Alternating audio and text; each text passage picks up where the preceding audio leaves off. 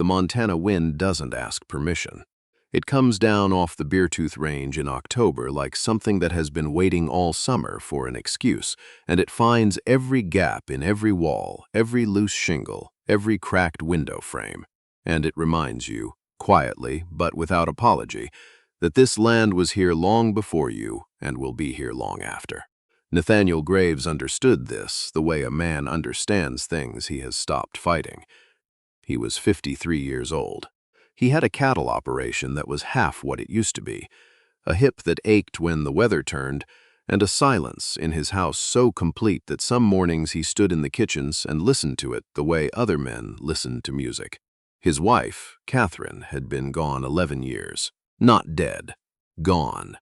She had left in the spring of 1871 with a carpet bag and a look on her face that was not angry, exactly, but finished, like a woman who had made a calculation and arrived at a number she could live with. Their son, Thomas, had gone with her. He was 7 at the time. He would be 18 now, wherever he was, and Nathaniel had spent 11 years trying not to think about that too carefully.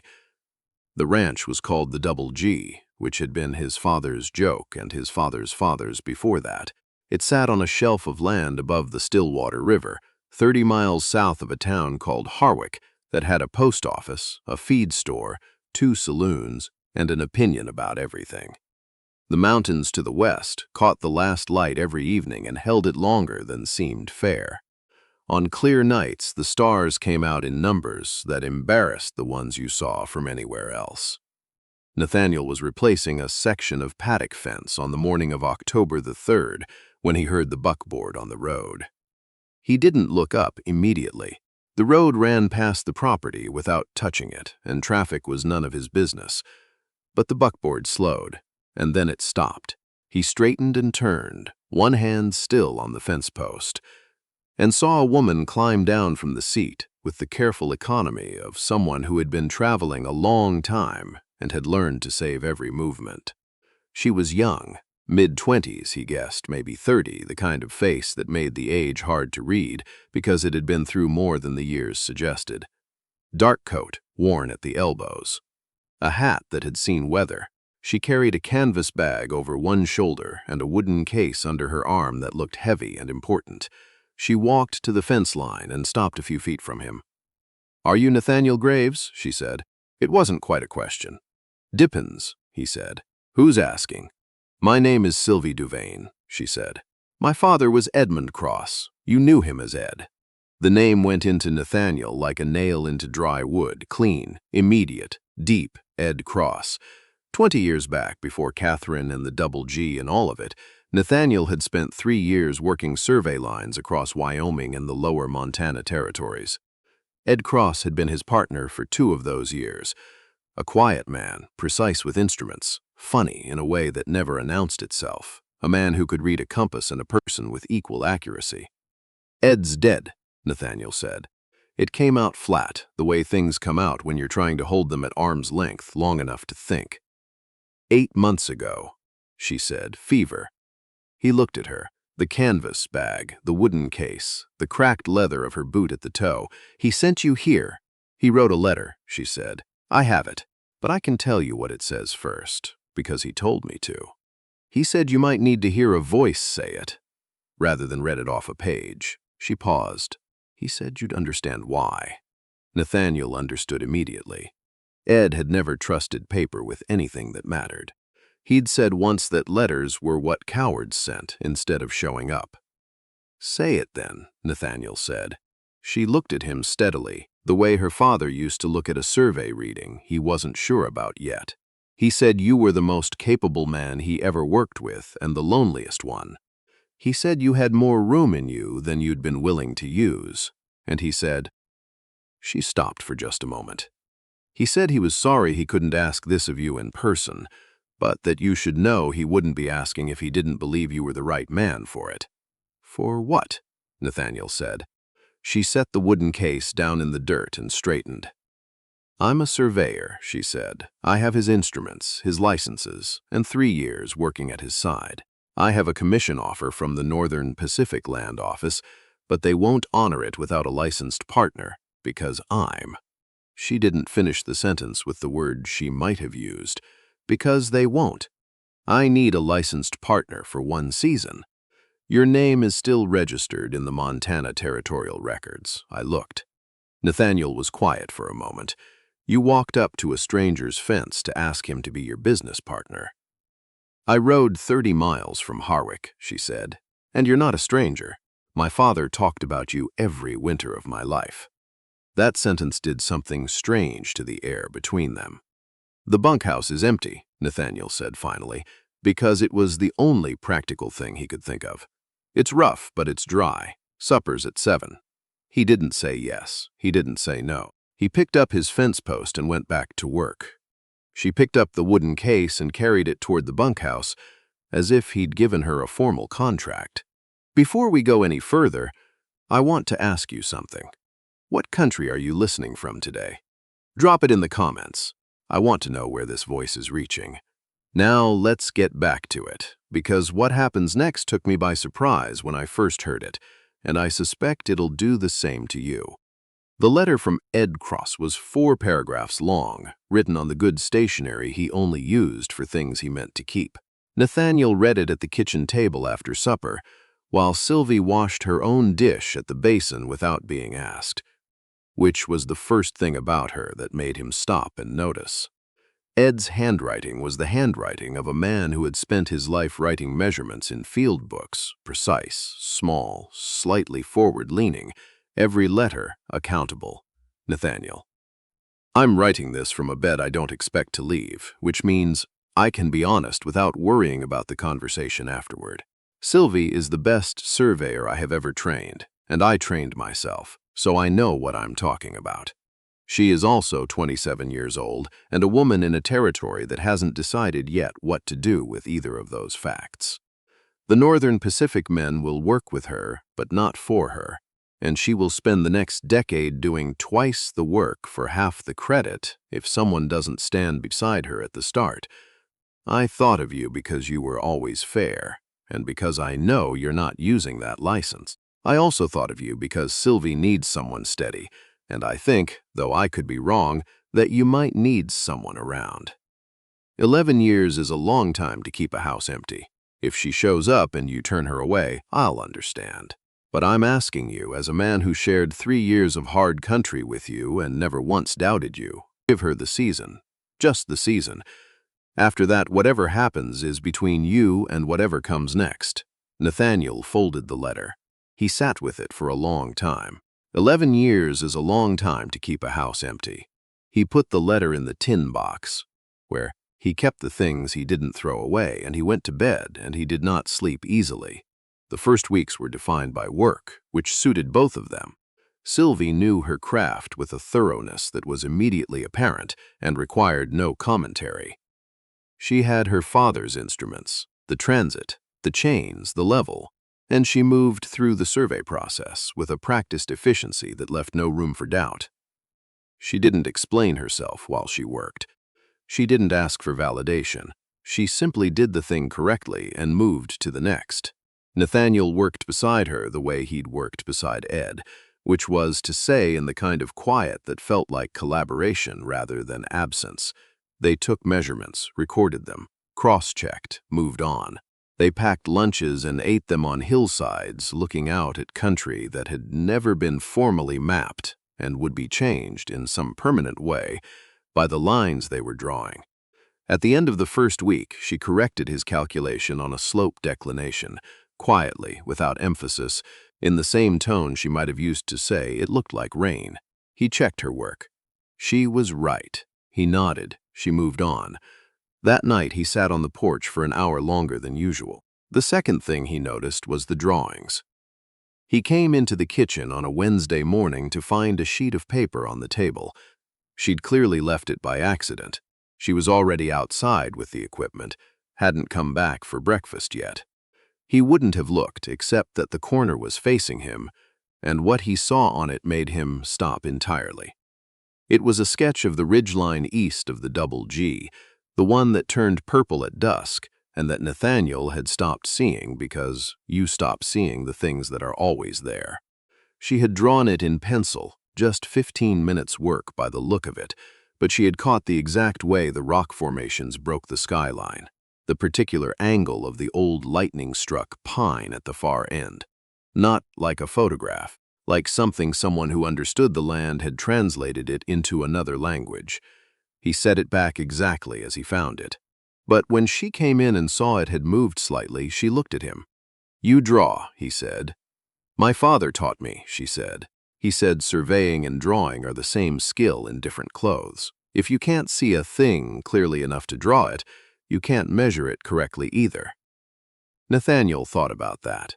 He used to say things like that, he said. "I know," she said. Most of them were right.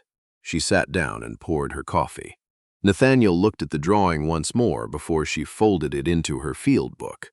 "That ridge," he said. "My father used to call it the shoulder. Said it looked like the land was leaning into the wind." Sylvie looked up. She had not expected that. "That's exactly what it looks like," she said. The silence after that was different from the silences before it. The trouble with Harwick started on a Thursday. They'd gone in for the week's supplies and to submit the first month's survey documentation to the land office.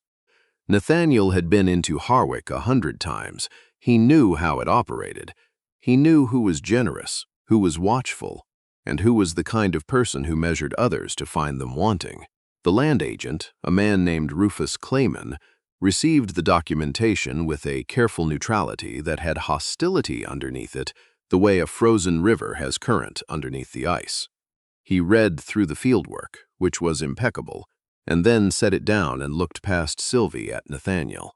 "The primary fieldwork is signed by a Sylvie Duvain," he said. "That's not a licensed name. She's operating under my license as a registered partner," Nathaniel said, "which is documented on page 1. Said Clayman. "I'll need to verify that arrangement with the regional office." "You have the paperwork in front of you," Nathaniel said. "I'm sure I do," Clayman said, and his tone said the rest without troubling his mouth. They got the supplies without further incident, but outside, loading the wagon, a man Nathaniel didn't recognize stood under the overhang of the assay office, watching them, with the particular attention of someone being paid to watch. Nathaniel catalogued the face without appearing to. On the road home, Sylvie was quiet for a while, then she said, "Clayman's going to make this difficult." "He's going to try," Nathaniel said. She looked at him. "That's not nothing." "No," he said, "it's not. But it's also not a surprise, and not a surprise is something we can work with." She was quiet again for a moment. "My father said you were like that," she said. "Like what?" "Calm in the specific way that isn't actually calm," she said. "The way that means you've already thought 3 moves ahead." Nathaniel said nothing, but the corner of his mouth moved in a way that it hadn't moved in a long time. The thing with the well happened on the 31st day, which he counted later, though he hadn't been counting at the time. A late October cold snap had frozen the pump mechanism overnight. Nathaniel had dealt with it before. He was on his back in the dirt, working the fitting loose with a wrench when he heard her footsteps stop beside him.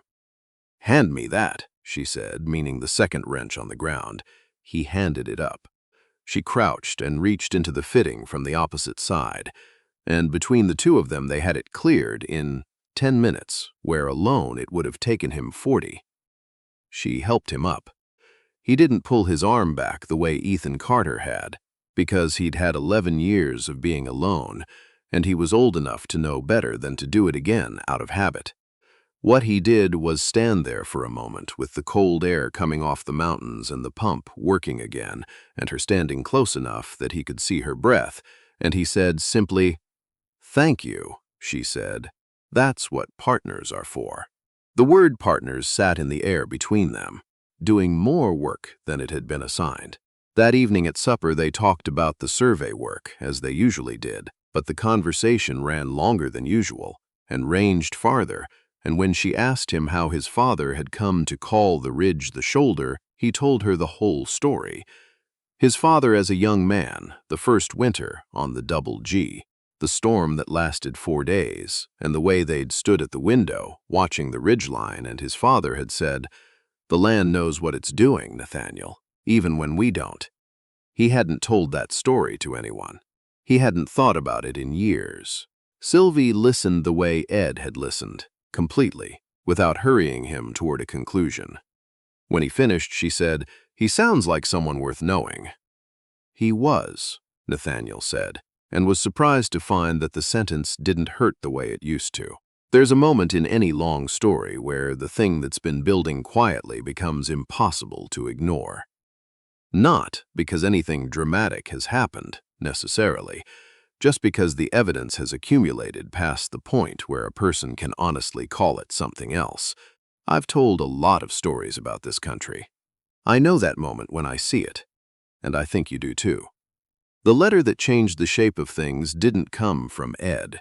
It came from the Northern Pacific Regional Office in Billings, and it arrived on a Friday morning with the rest of the post. Sylvie read it at the kitchen table while Nathaniel poured coffee. He could tell from the way she went still what kind of letter it was before she said a word. "Clayman filed a challenge," she said. "He's claiming the partnership arrangement is informal and insufficiently documented. He's recommending the commission be suspended pending review." She set the letter down. "Review takes 6 months. The commission window closes in 4. Nathaniel sat down across from her. "He also," she said, her voice careful and level in the way that meant she was working to keep it that way, "filed a separate note suggesting that the field work should be resurveyed by a licensed independent party." She looked up, "Which would mean our work for the past 6 weeks is inadmissible." "He can't do that," Nathaniel said. "He can't win it," she said, "but he can make it slow and expensive and exhausting, and he knows it." Nathaniel was quiet. "There's a second letter," she said. She slid it across the table. "That one came from a land speculator named Dorian Vetch. He has an interest in the acreage we've been surveying. He's offering to take over the commission directly, with his own team, for which he'd need Clayman's approval," Nathaniel said, "which he apparently already has." They looked at each other across the table. "How long have you known about Vetch?" Nathaniel said. She hesitated. Just a moment. "My father mentioned him," she said. "In the letter he didn't send you, the one he sent me instead." She looked at the table. "He said there were men in this territory who had a commercial interest in keeping independent surveyors out, because independent surveys complicated certain land claims.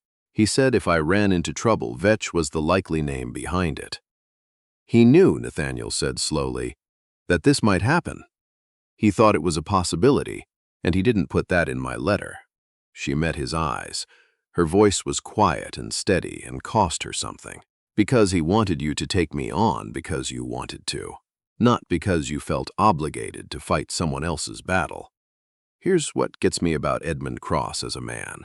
He was dying, and he still had the presence of mind to understand that the help he was asking for had to come from the right place or it wouldn't hold. He knew Nathaniel well enough to know that if he'd laid out the full picture, the politics, the risk, the fight ahead, Nathaniel might have said yes for the wrong reasons, or said no for the right ones.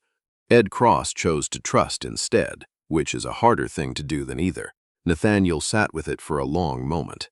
Then he stood up, put on his coat, and said, "I'm going into town, Nathaniel. I'm going to the registrar's office," he said, "not to fight, to document." He picked up his hat. "There are ways to make a partnership legally airtight that Clayman can't touch regardless of what Vetch pays him for. It takes an afternoon and a notary." She stood up.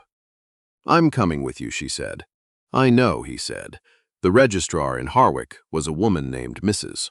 Ballard, who had been in that office for 16 years, and had seen enough men try to work around the law that she had developed a considerable personal satisfaction in making it difficult for them. She listened to what Nathaniel needed, asked 3 precise questions, and produced the correct forms in under 4 minutes. The documentation was filed by 3 in the afternoon.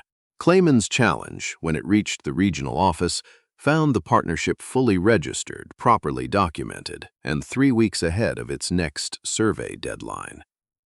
Dorian Vetch's interest in the acreage, as it turned out, was contingent on the survey being incomplete. When it wasn't, his leverage evaporated.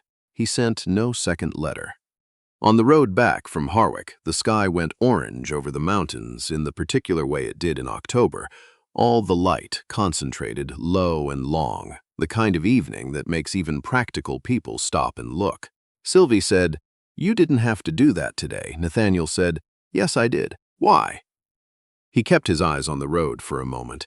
"Because your father did right by me for 3 years in hard country," he said. "And because the work is good work and it should be recognized as such. And because—" He stopped. She waited. "Because some things are worth fighting for before you've finished, deciding whether you have the right to fight for them." She looked at him. He didn't look back, but she watched his profile against the orange sky for a long moment. "My father was right about you," she said finally. "He was too generous." "He was accurate," she said. "He had a gift for that." The first snow of the season came on a Saturday night in November, quiet and thorough, covering everything by morning.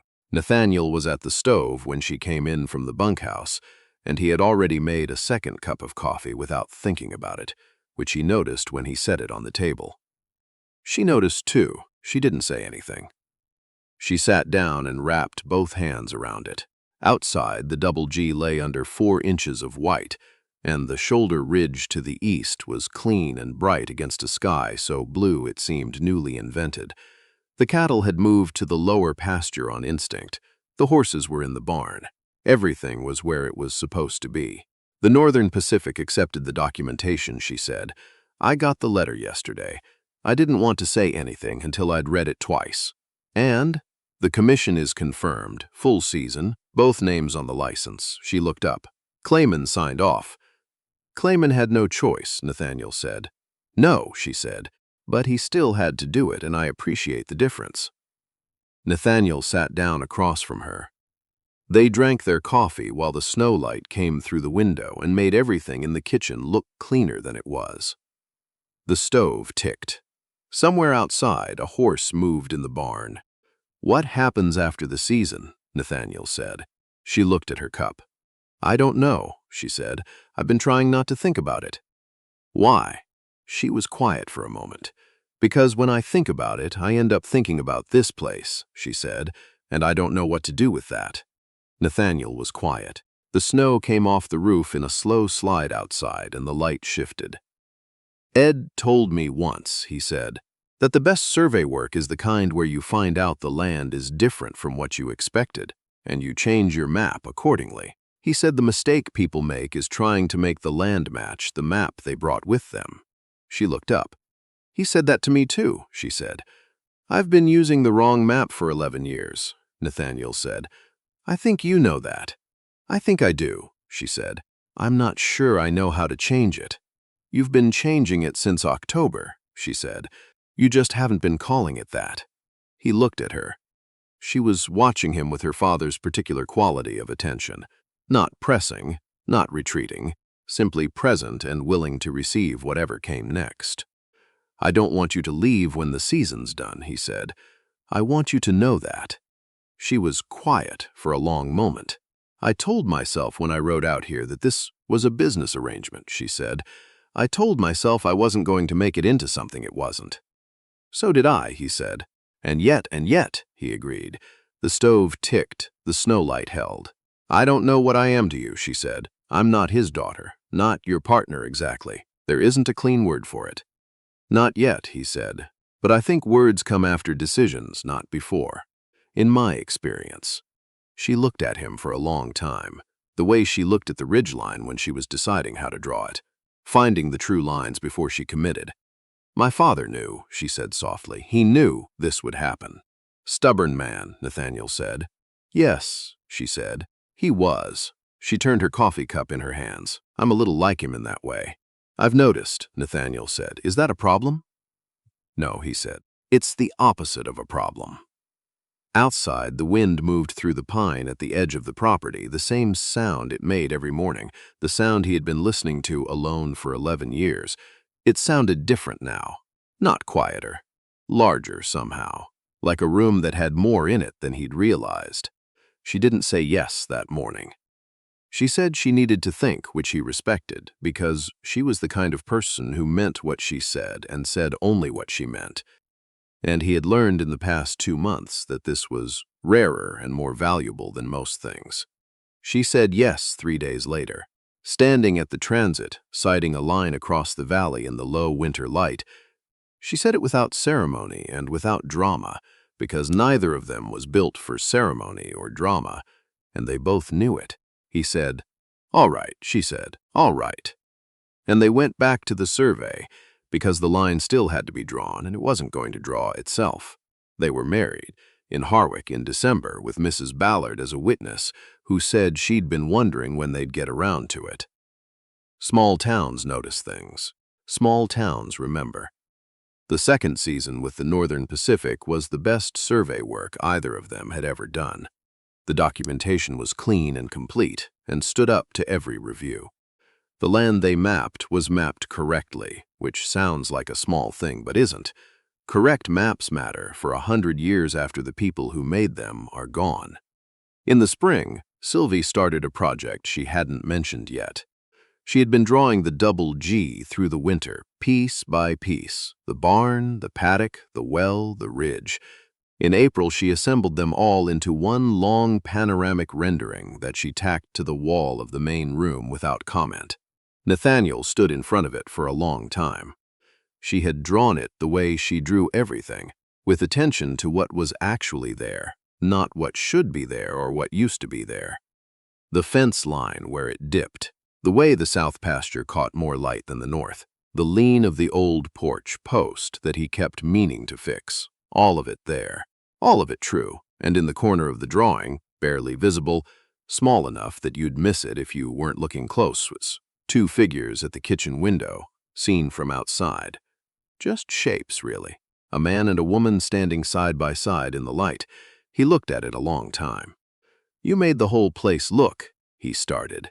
"Like what?" she said. He couldn't finish it immediately, because the word in his chest was not a word he'd had occasion to use in 11 years. "Like it's being lived in," he said.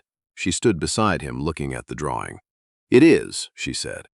Ed Cross had sent his daughter to the edge of the Beartooth Range with cracked boots and a wooden case full of instruments, and a letter that told only half the story on purpose, because he understood something about people that most people never admit, that the help you give someone only so holds if they come to want the same thing you want for them. He wanted his daughter to have a place. He wanted Nathaniel to remember what a place was for. He didn't tell either of them that. He just put them in the same square mile of Montana and trusted the country to do the rest. The country did not disappoint. That is the thing I keep coming back to in all these stories from the frontier.